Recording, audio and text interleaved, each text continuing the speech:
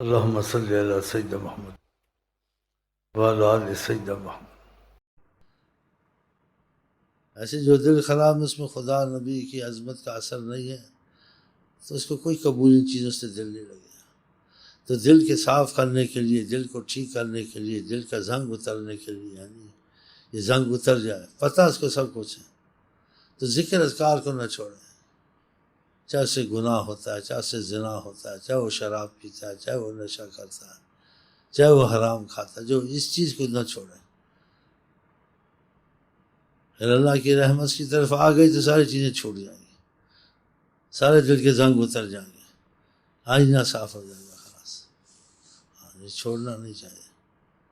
مریض ہے، اس کو شفا دیر سے ہو، جلدی ہو، جب بھی ہو، اللہ کی مرضی ہے، لیکن خدا نے اس کی دوا نہیں چھوڑنی چاہیے، کھاتا رہے، پرہیز کرتا رہے، جب وقت آئے گا ہو جائے گا، اکثر ہو جاتی ہے۔ ایسے دل نماز میں لگتا ہے، نہیں لگتا، درود میں لگتا ہے، نہیں لگتا، تو زبردستی گھسیٹتا رہے، زبردستی نماز پڑھ لیں، زبردستی توبہ کر لیں، یہ نہ زبردستی مسجد میں چلا گیا، کبھی کرم ہو جائے گا۔ یہ نہ کہ اب دل نہیں لگتا کیا نماز پڑھنی، اب دل نہیں لگتا کیا تصویر، دل لگے نہ لگے تو کر، پاگل نہیں بن، یہ تیرے بس کی بات نہیں ہے۔